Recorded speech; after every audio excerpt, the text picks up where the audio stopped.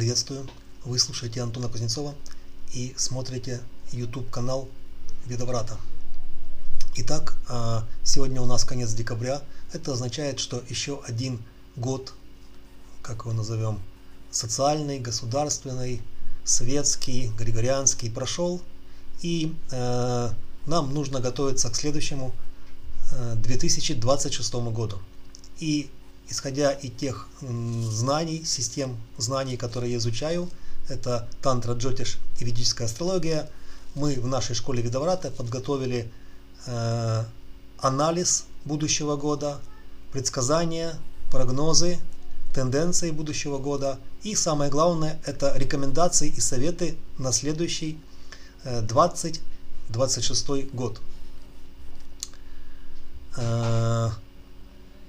Многие ориентируются на прогнозы, на предсказания, но самое ценное мы считаем, что мы можем дать людям советы, что делать, что не делать, рекомендации, как себя вести, к чему готовиться и как наиболее оптимально и эффективно провести, прожить, получить опыт в следующем 2026 году. Итак, план. Начнем мы с не самого важного, это описание года с точки зрения ведической нумерологии. Вторая часть, самая важная и объемная, это карта года. Карта построена на начало года. Притча Кундали, или Вритти Кундали, или Прашна Кундали. Карта события, можно сказать. Третья часть, тоже важная, на основе ведической астрологии Джотиш, это транзиты Грах, транзиты планет, Граха Гачара в году. Четвертая часть, затмение года и что делать во время затмений.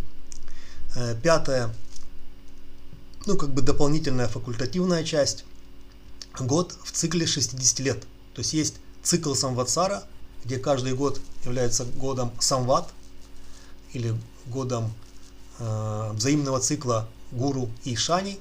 И в нем есть описание каждого из этих 60 годов полного цикла. Мы возьмем книгу Брихат Самхита и подведем итоги, сделаем выводы и дадим рекомендации и советы. Итак, первая часть. Это самое простое. Мы считаем цифру года. Это цифра 1 на основании ведической нумерологии. Цифре 1 соответствует Граха Сурья. Значит, с точки зрения ведической нумерологии 2026 годом управляет Граха Сурья, которую называют в астрологии часто планетой Солнце. И суть, значение, качество, то есть каракатвы Сурьи описывают год нумерологически. Зная, кто такой Сурья, кто это как Граха, мы можем сказать, что главная суть года это год пробуждения осознанности, духа, обращения к первоисточнику, к началу, к самому главному. То есть это год для смыслов, для существенного, того, что есть самое существенное в нашей жизни, год стремления к сути, не к форме, да, и год ответственности.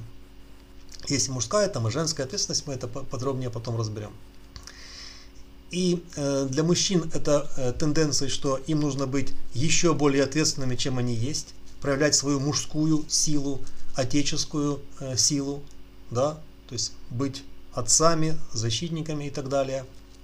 И мужчина это еще родоначальник, то есть он может создать семью, продолжить род, создать какую-то родовую структуру, систему, родовое дело, быть родоначальником династии и так далее. Ну и в целом, если это проекты, начинания, дела, они должны быть сущностными, желательно на долгосрочную перспективу.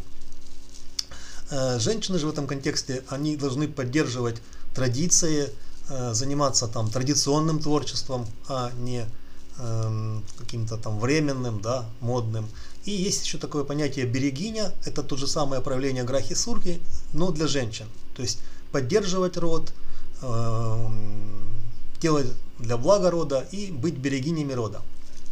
Вот. Кроме того, Сурья это зерно, да, как Зерно как семя, зерно как суть, зерно как то, что можно засеять и то, что прорастает. Поэтому год засеивания в хорошем смысле этого слова. То есть зарождение, порождение, начинание. Есть такое вот слово почин. Это очень древнее слово, там корень чин.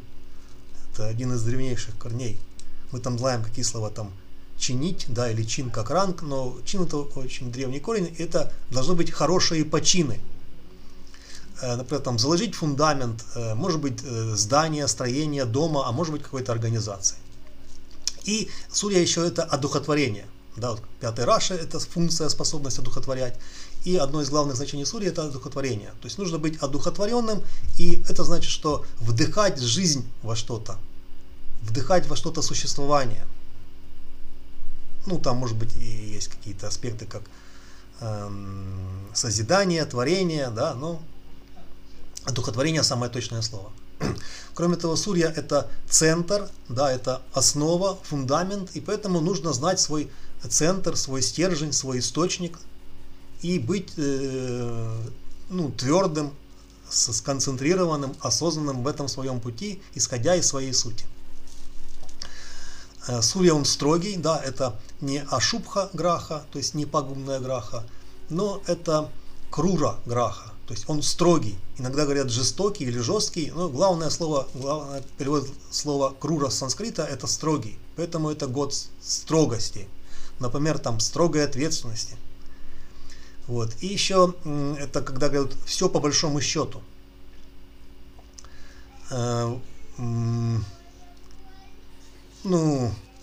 Во всем должен быть смысл, за всем должна стоять суть. И еще есть такие значения, как и у мангал, и у сурья, это избирательность, как вот категоричность, но принципиальная категоричность. Не эгоистичная, личностная, а принципиальная эгоистичность. Вторая часть – карта года. Вообще год начинается, скорее всего, весной, может быть 14 апреля, может быть 22 марта, может быть с весеннего новолуния, которое первое после равноденствия. Вот. И наши предки, и древние индийцы, и многие древние народы, культуры, цивилизации, которые жили в соответствии с циклами природы, у них год начинался весной. Но исходя из тенденций Римской империи, римского права, римской традиции, у нас пришло и римское время исчисления, и мы начинать год 1 января по нашему григорианскому, иногда юлианскому календарю, и именно в полночь. Когда это началось, где-то в 17-18 веке, и тогда в целом человечество начинает год вот этот момент. 00 минут по местному времени 1 января.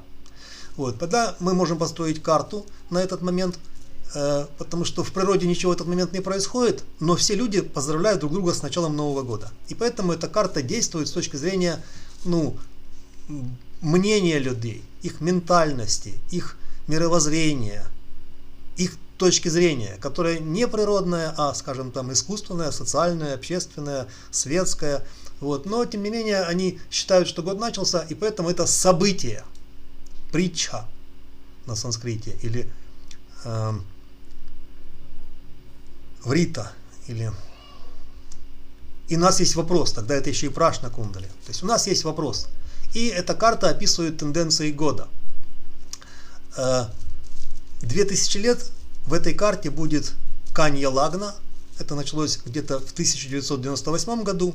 И в 2094, по-моему, если я правильно помню, где-то 2000 лет, 1900 лет, 1800 лет или 1900, в Лагне будет обязательно Канья. Можете проверять, это будет интересно. Вот. И Лагной управляет Будха. Поэтому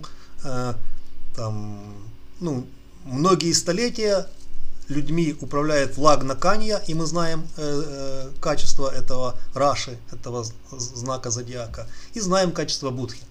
Так что идет как бы эпоха Каньи и Будхи. Вот. Но есть другие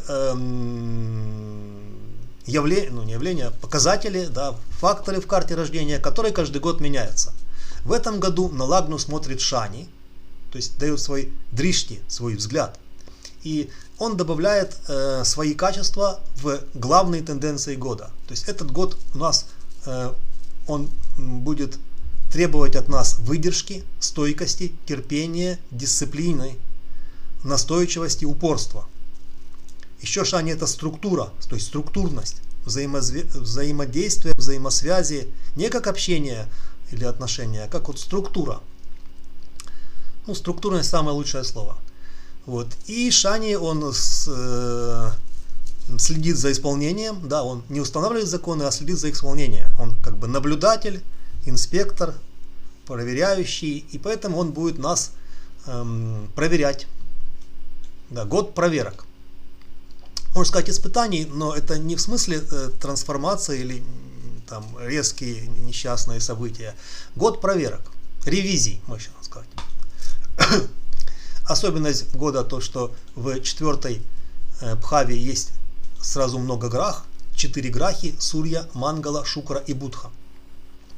И это подчеркивает важность значений сферы 4-й Бхавы в жизни человека. 4-я Бхава — это сфера родного и близкого. Это внутренних состояний, внутренних явлений, да, внутренних родных и близких отношений, и также родных и близких мест, вещей, ценностей. Вот. И это нужно будет защищать. То есть нужно знать свой близкий круг, своих родных и близких людей, и быть в этом кругу, в этом как бы, сообщности, защищать их по возможности и разделять родное от неродное, близкого от неблизкого. То есть знать, что в кругу, что за кругом. Вот. Кроме того, это внутреннее, да, как бы подземное, там где не внешняя, а противоположность внешнему, да, не зенит, а надир, не правая, а левая, да, не верхняя, а нижняя. То есть это внутренняя жизнь человека, да, вот, внутренний опыт, внутренняя жизнь. Вот. И поэтому будет много опыта во внутреннем мире человека. То есть в его ощущениях, чувствованиях, в его опыты, ощущения и чувствования. Это может быть и душевное ощущение, это может быть там и комфортные ощущения, но это внутренний мир человека. И сюда смотрит гуру из 10-й Бхавы, это очень важно. Он дает свои значения, такие как вот принципиальность, стратегичность, направленность, необходимость основываться на законах и принципах. Да, это может быть знание, мудрость и другие проявления гуру. Подобная комбинация, да, когда гуру смотрит на 4-ю Бхаву, это соединение чувствования с мудростью, знаниями и принципами, стратегиями. То же самая комбинация есть другая, которая указывает подобные значения. То есть в карте года, в карте 2026 года, Чандра находится в 9-й Бхаве. Это тоже соединяет как бы внутреннюю силу человека, такое как восприятие, мышление, чувствование, естественность, природность, с значениями 9-й Бхавы, такими как стратегический фундамент, путь движения, направление, ценности, мастерство, знание, образование и так далее.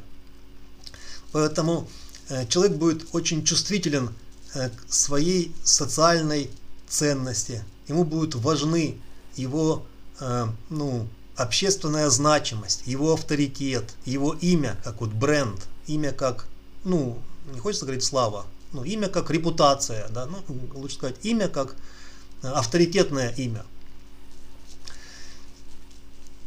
Но вместе с тем Чандра, она изменчивая, подвижная, да, как луна, как вода, как волны. Поэтому свое понимание социальной ценности, своего авторитета, значимости общественной, оно будет нестабильно, переменчиво и подвержено легкому манипулированию.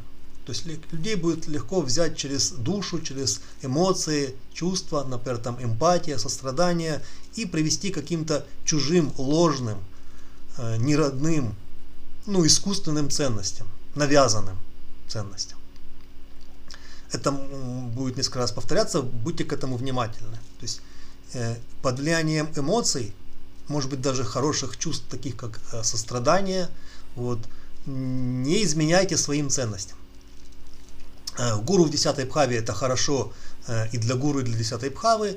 То есть значения гуру такие как принципы, знания, стратегичность, разумность, рациональность, мудрость, они будут направлены вовне, на общественную деятельность, на положение, на статус, на достижение, может быть, популярности, может быть, успеха. Вот. И для значения гуру это хорошо, то есть люди, которые представляют гуру, да, то есть наставники, учителя, советники, консультанты, учителя, преподаватели, даже лекторы, может быть, в какой-то мере, которые несут знания законов, принципов в общество, они будут более успешны, чем в предыдущих годах, к счастью.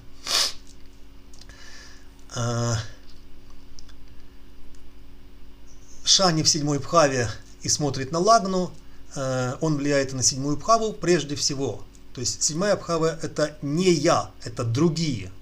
Это отношения с другими, это сфера совместных взаимоотношений. Партнерских, товарищеских, публичных и других отношений с другими людьми. И Шани там будет требовать сдержанности, осторожности, внимательности, терпения, там, ограничения и самоограничения. Вот, и часто вот как вот непредвзятого, невозмутимого наблюдения. Не знаю, как это правильно перевести. Незворушливого спостереження. То есть непредвзято, отстраненно, невозмутимо наблюдать за происходящим вовне, на публике, с партнерами, не вовлекаться еще в какой-то мере, да. Ну и в целом Шани это же границы, разграничения, поэтому отношения с другими будут не только сдержанными, а сложными, будут трудности в отношениях с другими, например, с партнерами и так далее, всеми, кто представлен седьмой бхавой. Вот. Особенно если человек будет противоположен качествам Шани. То есть Шани он терпеливый, сдержанный, а противоположность это резкий, импульсивный, несдержанный, нетерпеливый. Вот это все будет портить отношения максимально. Поэтому, как говорил мой учитель математики, да, будьте внимательны и осторожны. Особенно в сфере отношений. Ну и он смотрит на лагну, мы это уже описали. И теперь из существенных положений в карте года, это не транзиты, это карта года. Раху находится в 6-й бхаве, а Кету находится в 12-й бхаве. Да, то есть у нас есть направление, вектор, не ось. От Кету к Раху, это значит из 12 к 6 бхаве. Мы идем от значений 12 бхавы к значениям 6. Мы идем в прошлом от отдаваний, утрат, потерь, лишений, жертвований к желанию преодолевать, иногда бороться, но Раху это еще иногда нереальность, да, иногда ошибки, иногда иллюзии, поэтому нужно быть осторожным с тем. Это самое главное, это описание карты года. Транзиты года, они менее важны. Во-первых, они меняются, да, то в течение года некоторые грахи меняют свои раши, да. Сурья поменяет все свои 12 раши, Шани будет весь год в одном раши, Кету и Раху будет в одном раши, а Гуру побывает в 3 раши. В 3-м Митхуна, в 4-м Карка и в 5-м Симха. Поэтому глобальные транзиты, они более важны, если мы хотим поделить год на какие-то этапы и писать его отдельно, а не весь год в целом. Но тем не менее есть нечто стабильное, и давайте опишем все это как годовой анализ интервалов или периодов 2026 года. Весь год Шани будет в Мина Раши. То есть это значит, что Шани как сила внимания, наблюдения, сила границ, изменений, наблюдений за границами изменениями, она же сила ограничений, она будет находиться в 12-м Раши, который имеет такие главные значения, как заграничная, безграничная, потусторонняя, запредельная, странная, эфирная, как вот пространственная. Поэтому Шани в этом году тоже будет ослабленный, нестабильный, рассеянный, расконцентрированный, и поэтому людям будет не хватать значений Шани в 2026 году тоже. То есть сложно будет поддерживать дисциплину, быть сосредоточенным, концентрированным, быть вот этом так называемой рутине в хорошем смысле этого слова. То есть ежедневный распорядок. У нас есть ежедневные процессы, ежедневные задания, порядок дня, распорядок дня. Вот. Его трудно будет поддерживать, будет не хватать терпения, дисциплины и подобного. Вот. Также шани это выдержка, может не хватать выдержки, и это тоже будет иметь негативные последствия. И главная рекомендация, чтобы уменьшить вот эту ослабленность значений шани, таких как выдержка, терпение, дисциплина. Это значит, что у нас должен быть какой-то либо внешний ориентир, который нам помогает быть сосредоточенными, дисциплинированными, либо должна быть какая-то внешняя помощь. То есть кто-то нас должен, иногда подгонять, иногда нам напоминать, иногда даже на нас давить, прессовать, заставлять, напоминать о необходимости. И тогда иногда с внутренним своим шани, иногда с внешним применением шани нам будет легче. Раху и Кету находятся и в карте рождения в Кумбха и Симха Раши, и весь год будет в этих Раши. Значит, Кету в Симхе в течение года. Он показывает, что Кету как прошлый опыт основан на Раши Симха. Это функция созидания, творения, вдохновения, лидерства и умение правильно применять свой огонь. Как огонь познания, так огонь пищеварения, огонь лидерства и творчества. Раху в Раши Кумбха говорит о том, что мы движемся к значениям 11 Раши Кумбха. И 11 Раши это желание и получение, это планирование для того, чтобы обрести, это мечты, их исполнение, это умение быть прагматичным, уметь договариваться, уметь получать. Вот. И Раху себя хорошо чувствует, это его Раши, он будет с одной стороны более планирующим, мечтательным, амбициозным даже можно сказать, но в то же время более эффективным, более результативным и более получающим. И последнее это гуру, хотя это медленная граха, и она 1 год находится в одном раши, но потому что есть более быстрые и более медленные раши, в течение 26 года гуру поменяет 3 раши. 3-й Митхуна, 4-й Карка и 5-й Симха. В Митхуне он будет в 3-м раши по 1 июня. Вот. Митхун это значит, что качества гуру, такие как разум, мудрость, рациональность, знание принципов и законов, будут активными, влияющими, выражающимися, коммуницирующими. И поэтому это до 1 июня, 5 месяцев, свою силу гуру, то есть разум, рациональность, мудрость, знание, нужно активно выражать, проявлять, формулировать, об этом заявлять и через это пытаться влиять на внешнее окружение. 4-й Раши Карка с 1 июня по 21 октября. 5 месяцев. Еще 5 месяцев.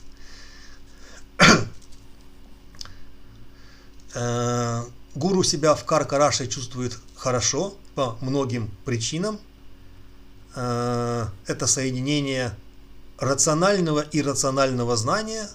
Это гуру становится светлым или даже просветленным, ясным, понимающим, прозрачным в контексте понимания. Вот. Это дает иррациональное знание не в смысле случайное, а спонтанно правильное. Иногда это похоже на интуицию, иногда это просто видение. То есть гуру в 4-м Раши Карка, он имеет видение, он видящий, он как пророк, он как риши. Вот. И он там одновременно изобильный, богатый, щедрый и дает знания и интуитивно, и в большом количестве, то есть щедро.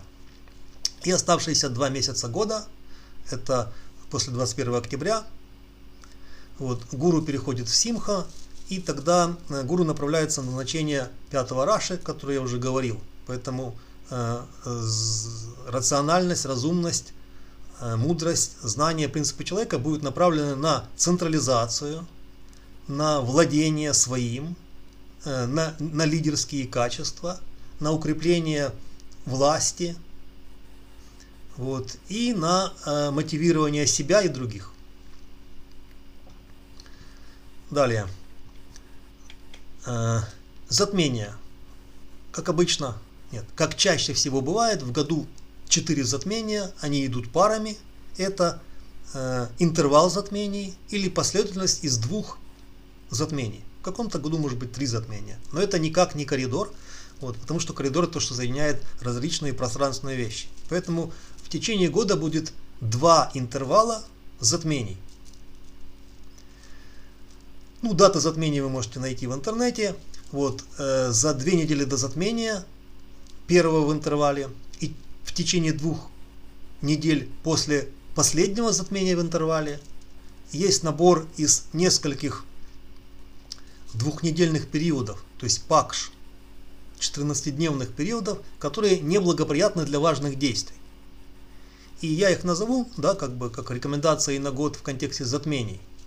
Первый интервал это будет февраль и половина марта. Он начинается 2 февраля и заканчивается 19 марта. Это 1,5 месяца или 6 пакш, или 45 дней неблагоприятного времени. Второй интервал из 2 затмений это август и половина сентября. Он начинается 29 июля, длится весь август и заканчивается 11 сентября. Это снова 1,5 месяца, 6 пакш или 45 дней неблагоприятного времени для важных, судьбоносных, как еще назовем, важных решений и действий. То есть не начинать важные проекты, не совершать крупные сделки или покупки и подобное. Не делать очень важные операции медицинские. Что делать во время затмения, мы много раз уже говорили в видео. Внутренняя работа, внутренние практики, медитация, благодарность предкам, обращение к силе рода, к высшим силам, очищение во всем диапазоне. И сознание от иллюзий и ошибок, и своего места от ненужных, вредных, мешающих вещей. Теперь 5-я часть обзора 2026 года. Это год с точки зрения цикла Самватсара. Это 60-летний цикл, который подобен китайскому календарю, но совершенно не он. То есть похож, но совсем не он. Я много о нем расскажу, потому что об этом много есть информации и в книге Брихат Самхита, и в других книгах, Джатака Бхаранам. Но это очень мало влияет. Во-первых, мы считаем, что год начнется 1 января, а Самватсара год начинается 19 марта. То есть уже получается, что будет идти предыдущий 39-й Самват год, и только после 19 марта 2026 года начнется 40-й следующий Самват год. И поэтому они уже как бы сдвинуты. Во-вторых, это древние знания, когда люди жили по этому календарю, когда год начинался весной, это соответствовало новолунию, там были праздники, все это знаменовали, отмечали, праздновали. И тогда это был очень важный год, и он сильно влиял на людей. И поэтому он очень подробно описан в книге Брихат Самхита. Сейчас мы живем по-другому, летоисчислению. У нас григорианский календарь, а не Самватсара календарь или Викрам Самват календарь. И поэтому год имеет это небольшое влияние. Почему я в этом уверен? Мы проанализировали наши прогнозы на предыдущий 25-й год, на 24-й, на 23-й, даже, по-моему, на 22-й. И влияние Самват года, оно небольшое. Поэтому не уделяйте этому большого внимания. Вы увидите много информации и сейчас, и 19 марта 26 года, что там все поменялся, начался Новый год по ведическому календарю или там по восточному календарю, мало что поменяется. То есть влияние этого незначительное, но тем не менее это есть, и мы должны об этом сказать.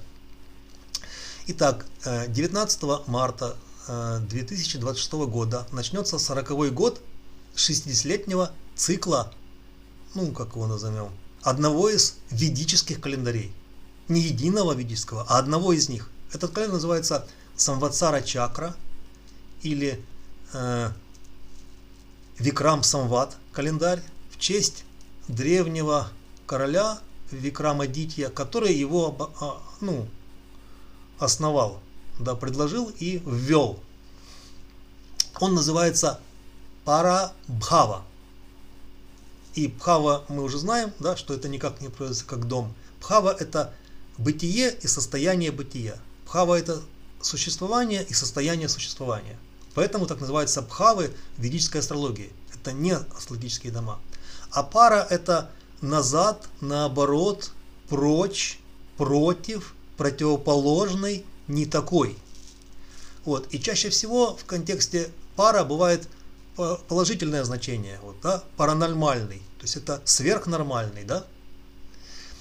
Но пара в названии годов и в календарях Джотиша, да, он имеет чаще всего негативную коннотацию. То есть это против означает, что отмена, утрата, забирание, отдавание и негативное, как минимум, трансформационное значение. Противоположное в нехорошем смысле. Вот. Парабхава, если переводить в контексте просто санскритского словаря, переводится как противоположность росту, да, как вот отрицательный рост. Упадок, разрушение, исчезновение, пропадание, да, уход. Отмена состояния, еще можно сказать. Да? Вот. И в отличие там от годов Самбхава или Вибхава, это считается неблагоприятным годом. Кроме того, одно из значений слова Парабхава, как название 40-го года, и он начнется 19 марта 26-го, это испытания, трудности, вызовы, как вот это слово челлендж привести, вызовы, да, проблемы как испытания. Препятствия, которые нужно преодолеть, и то, что нужно отдать.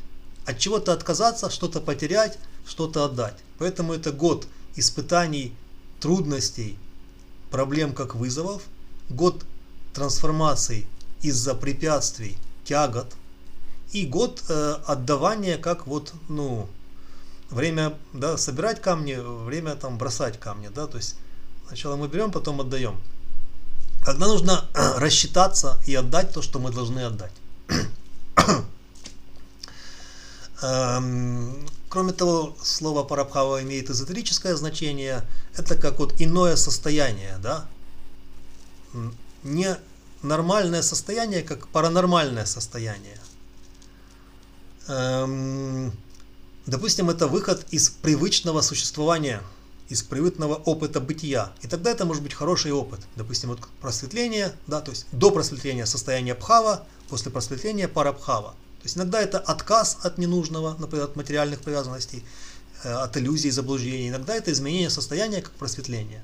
Но это может быть и не обязательно в положительном смысле.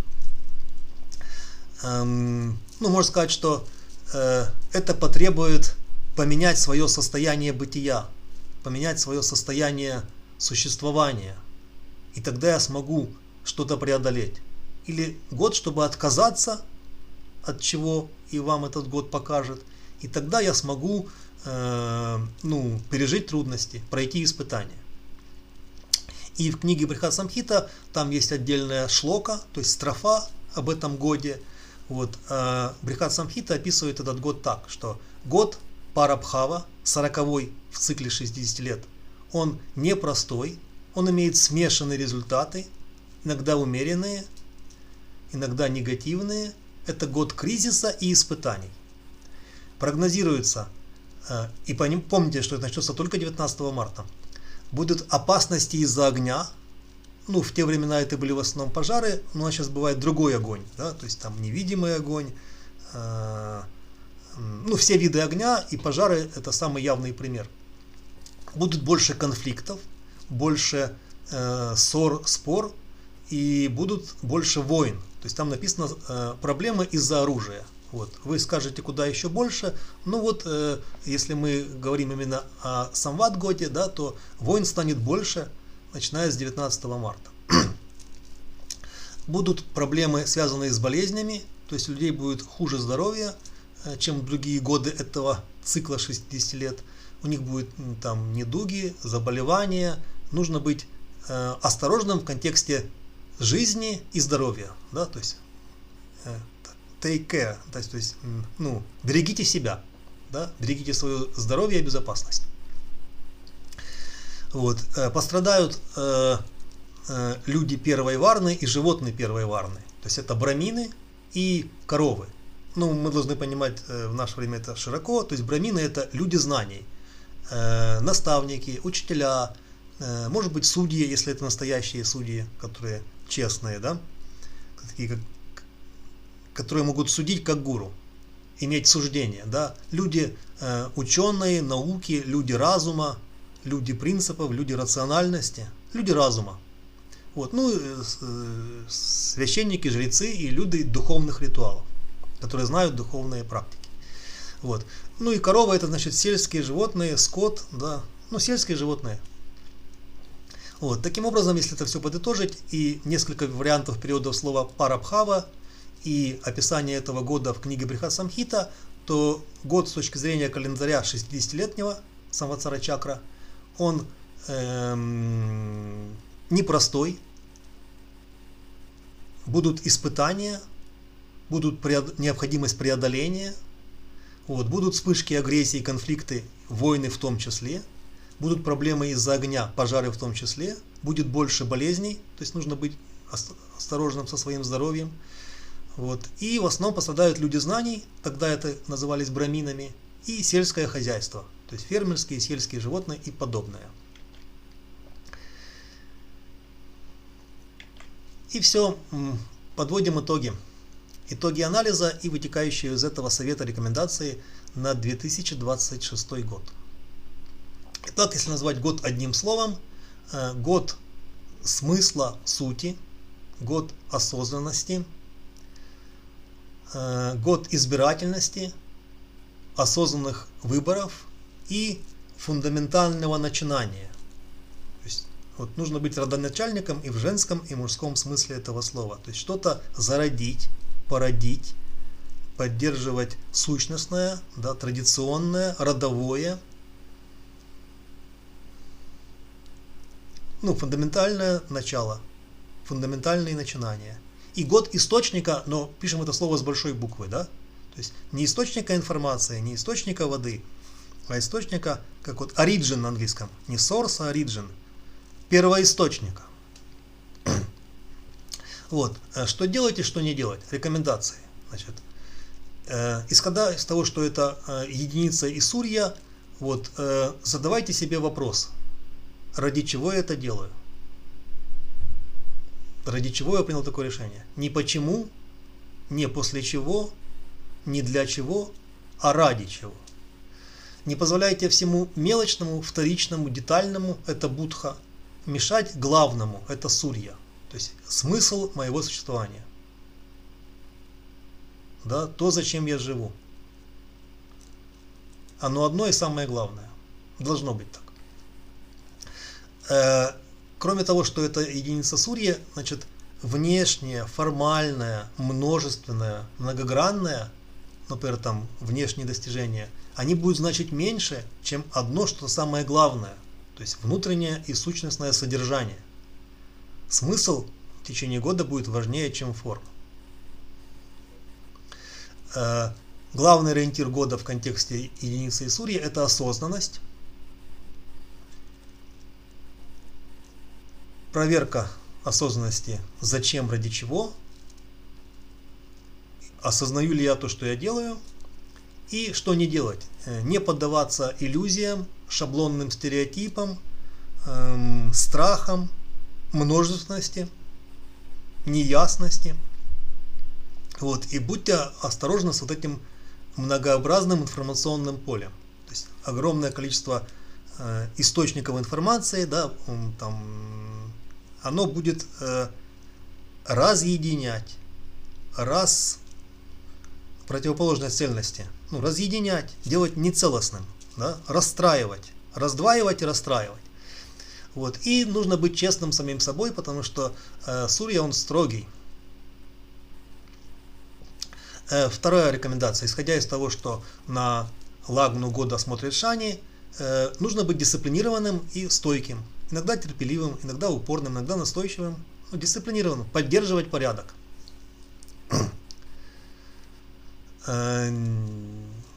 Не терять сдержанность, да, вот что не делать, да, то есть не выходить из себя, или как это было в книге про Алису, да, не входить в раж.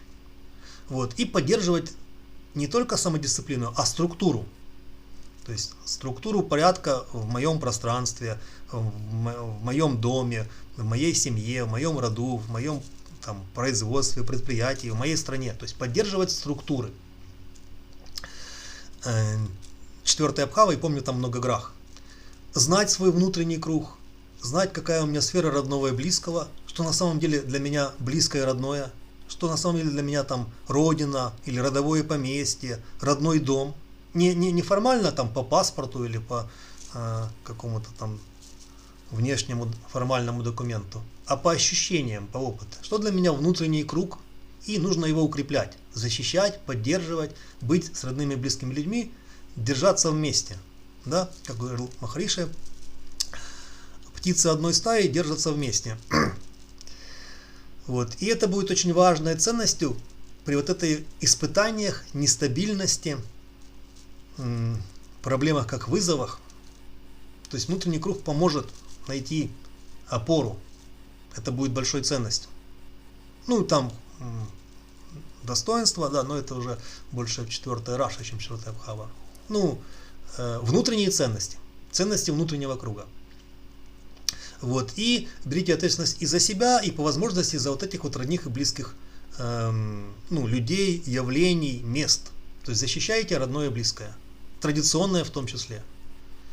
Вот как модная фраза: имейте крепкий тыл. У кого тыл крепкий, тот и лучше идет вовне. Если тыл не крепкий, тогда и вовне нет достаточно силы и уверенности. Следующее. Помним, что гуру смотрит на эту 4-ю Абхаву. Вот. Поэтому применяйте знания и мудрость в жизни в контексте вот этой вот сферы родного и близкого. То есть изучайте там свой род, своих предков, изучайте родные традиции, изучайте для себя близкие вещи. Вот. И передавайте эти знания. Будьте внимательны к смыслу, к содержанию. И избегайте противоположного, то есть быстрых решений, простых решений, хитрых решений, манипулятивных решений, да, то есть старайтесь, чтобы и вы никого не обманывали, никем не манипулировали, и сами на это не попадайтесь. Вот. И есть такое понятие настоящее, вечное, ценное, стоящее, да, это иногда пафосно звучит, вечные ценности, но это то, что будет ценно долго, это что и раньше было ценно, и будет ценно в будущем. Вот эти вот вечные ценности не в каком-то поэтическом пафосном смысле, а в реальном, да, как вот, не буду это говорить, а то неправильно поймете, то есть это всегда ценно, да, то есть там, то, что всегда ценно. Будьте готовы, это уже банальность, да, там, к переменам, турбулентности, будьте готовы к проблемам, которые станут вызовом. Будьте готовы к испытаниям, вот так давайте скажем. Что поможет? Знания, внутренний круг, родные и близкие, и люди, и места, вещи, предметы, да, как вот играть на своем поле в футбол. Дома и стены помогают. Это реальность, это не шутка. Вот, и помним там Чандра, да, отделяем эмоциональный контекст, эмоциональную составляющую часть от смысла. То есть вот есть текст, да, сообщение в соцсети, статья, видео, в нем есть эмоциональный контекст, как краска, есть смысл. Мы можем не замечать смысла сути из-за эмоциональной окраски. Жалко, не жалко, люблю, ненавижу, какой он молодец, какой он гад. Это моя личная эмоциональная реакция. А суть я могу из-за этого пропустить. То есть Чандра будет нам иногда мешать, чаще всего, да, и вместо сострадания она может давать нам ненужное чувствование и таким образом уводить нас от смысла и от сути. Вот. И теперь отдельно для мужчин. То есть будьте родоначальниками, то есть будьте центром, точкой опоры для своего окружения и для того, что вам по праву принадлежит. Ваше дело, ваша структура, может быть родовая структура, может быть семья, ваш род, а вы его продолжатель. И будьте для этого центром и опорой. Вот. И помните, что это год строгости. Будьте строги прежде всего к себе, и тогда вам это даст право быть строгими к другим. Берите ответственность там, где вы имеете право на эту ответственность. Не ищите легких путей. Для женщин то же самое, но с женской стороны. То есть вот это понятие берегиня, то есть будьте хранительницей рода, хранительницей традиций, да, поддерживайте вот эти правильные, вечные ценности. Вот. Сами избегайте эмоциональных манипуляций, да, то есть не давите на эмоции другим. Вот. Ну и не позволяйте, чтобы вас использовали через чувствование неправильное, через манипулирование. Особенно это касается информационных потоков. Вот. И укрепляйте близкие связи, родовые или хотя бы семейные. И как это все подытожить? На год должно быть такой главный девиз, главный совет, пожелание. То есть будьте осознанны и пробуждены, ищите смысл. Помните афоризм Козьмы Прудкова «Зри в корень». То есть смотрите в корень, смотрите в суть, смотрите в смысл. Вот, и действуйте со своим осознанным и стратегическим предназначением. То есть идите своим и правильным путем. На этом будем завершать. Благодарю вас за понимание. Моя просьба: пишите свое мнение и свои вопросы нам на e-mail. Просьба наших организаторов написать комментарий к этому видео, поделиться им с теми, кто его оценит и правильно поймет. Поставить лайк или нравится этому видео, и тогда у вас будет хорошая карма на сегодня, и вам будет сегодня хорошо. До встречи! Вы слушали Антона Кузнецова и смотрели YouTube канал Ведоврата.